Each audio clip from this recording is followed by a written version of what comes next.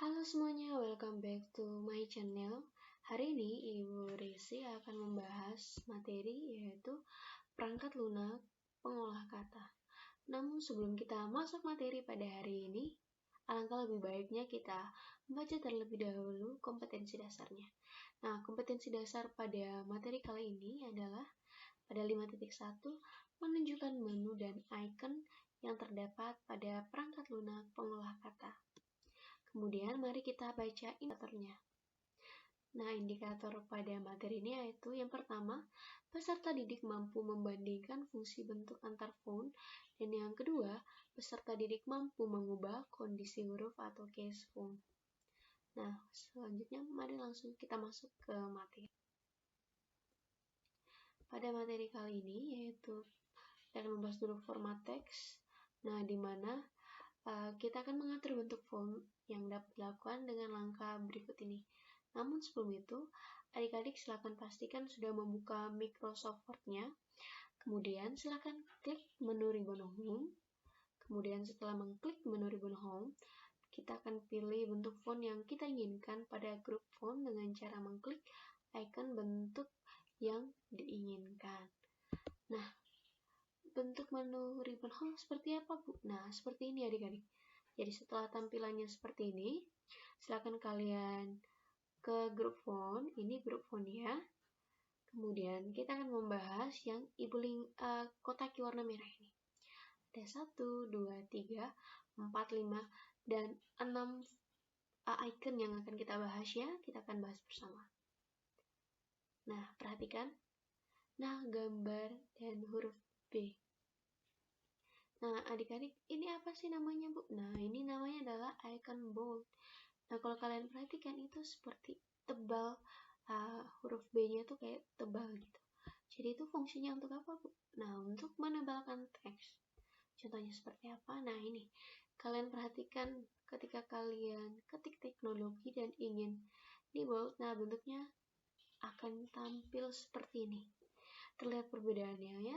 Kalau di misalnya ini karena ibu tidak melakukan penebalan, dia tidak terjadi penebalan, sedangkan di teknologi karena ada penebalan, dia akan menebal. Seperti itu. Kemudian kita perhatikan icon berikutnya. Iconnya huruf I, terus kemudian miring. Namanya apa? Yaitu icon italic. Nah, fungsinya untuk apa? Yaitu untuk memiringkan teks. Kita lihat contohnya. Nah, teknologi. Perhatikan ya, kalau di bold tadi penebalan, kalau di italic dia agak miring. Jadi seperti dicetak miring, seperti itu. Kemudian icon ketiga, itu namanya apa? Huruf U, kemudian di garis bawah. Itu namanya adalah underline. Fungsinya apa? Untuk apa? Tentu saja untuk memberi garis bawah pada teks. Contohnya, nah, pada kata teknologi di bagian bawahnya akan ditulis akan diberi garis bawah pada teks. Nah, ketika kalian ingin menggaris bawah suatu teks atau kalimat, kalian silakan pakai underline.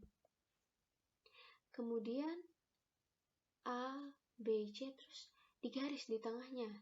Itu namanya apa? Itu namanya strike through yang berfungsi untuk apa? Untuk memberi cetak coret pada teks. Terlihat perbedaannya adik-adik. Kalau di underline itu garis bawah garisnya ada di bagian bawah, sedangkan di bagian bawah ya, sedangkan di sini dia berada di tengah. Terlihat perbedaannya. Kemudian mari kita lanjut ke icon berikutnya. Ada X2 di bawah. Dan biasanya apa? Nah, biasanya itu dipakai kalau ada rumus-rumus kimia ya, biasanya di biologi juga ada. Kemudian itu namanya ya subscript. Nah, kalau kalian perhatikan ini fungsinya apa? Untuk memberi cetak turun pada teks. Misalnya, H2O. Untuk mempermudah, jadi karena kita ingin angka 2-nya itu berada di bawah huruf, jadi otomatis kita pakai subscript. Kemudian ada juga yang X pangkat 2. Nah, itu kadang juga ada di biologi, di kimia, di matematika juga kan ada pangkat-pangkat. Nah, itu namanya adalah icon superscript. Nah, itu fungsinya untuk memberi cetak naik pada teks. Contohnya itu misalnya O2. Jadi kita ingin menaruh angka 2 di atas O. Nah, seperti itu. Nah, kemudian kita ingin mengatur format paragraf. Nah, format paragraf. Nah, pengaturan perataan teks atau alignment dapat dilakukan dengan langkah-langkah berikut ini. Yaitu dengan cara klik menu ribbon home, kita klik menu ribbon home lagi, kemudian kita silakan pilih icon jenis perataan teks yang akan kita gunakan. Kemudian, nah ini tampilannya. Jadi ketika kalian klik menu ribbon home, tampilannya ini akan seperti ini. Kok sama Bu dengan yang tadi? Karena memang mereka sama-sama ada di menu ribbon home. Nah, malah mereka bersebelahan grupnya. Yang tadi tuh grup font, yang sekarang grup paragraf. Nah, perhatikan. Nah, di paragraf ini yang akan kita bahas adalah 4 icon. Ada 1, 2, 3, 4 yang sudah Ibu kotaki warna merah ini. Mari kita bahas bersama-sama. Alignment. Yang pertama adalah perataan kiri. Bentuknya seperti ini. Jadi kalau adik-adik perhatikan, di bagian sisi kirinya nih rata semua ya. Di sini rata, sedangkan di bagian sebelah sini tidak rata sama sekali. Dia cuma rata di sebelah kiri, itu makanya namanya adalah perataan kiri. Nah, contohnya seperti ini. Ketika adik-adik menulis sebuah kalimat, maka ketika adik-adik ingin membuat dia dalam perataan kiri, otomatis yang rata adalah sebelah kirinya. Sedangkan bagian sini tidak rata sama sekali. Jadi perataan kiri ya. Kemudian kita lanjut di perataan kanan. Nah, bentuknya seperti ini. Yang rata sebelah mana? Sebelah kanan.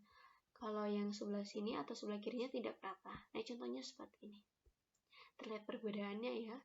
Perataan kanan rata di kanan, perataan kiri rata di kiri. Kemudian selanjutnya perataan tengah. Nah, bentuknya seperti ini. Coba perhatikan. Nah, perataan tengah otomatis kata-kata semuanya itu rata di tengah. Jadi dia tidak rata kiri, tidak rata kanan. Tapi mereka berada di bagian tengah.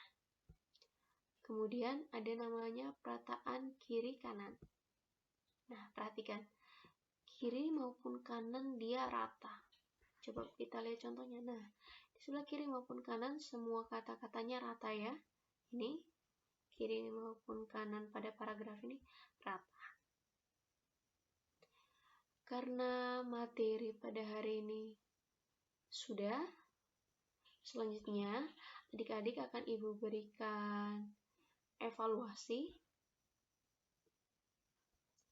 Silahkan kalian mengerjakan. Yang pertama, rubahlah kalimat di bawah ini dalam bentuk font, yaitu bold, italic, underline, dan strike through, yaitu menggunakan kata Nusa Tenggara Timur. Kemudian yang kedua, silakan rubah rumus di bawah ini menjadi bentuk font, yaitu font subscribe dan superscript. Kemudian yang ketiga, silakan kalian rubahlah kalimat di bawah ini dalam bentuk alignment atau perataan teks berupa perataan tengah, perataan kiri, perataan kanan, dan perataan kiri kanan. Nah, ini adalah kalimatnya. Silakan kalian buat dan nanti silakan kalian kumpulkan dalam bentuk Word. Silakan ditulis nama, kelas, jangan sampai lupa. Kemudian nanti silakan dikirimkan melalui email Ibu ya. Mungkin pembelajaran hari ini atau materi hari ini Ibu cukupkan sampai di sini. Sekian dan terima kasih.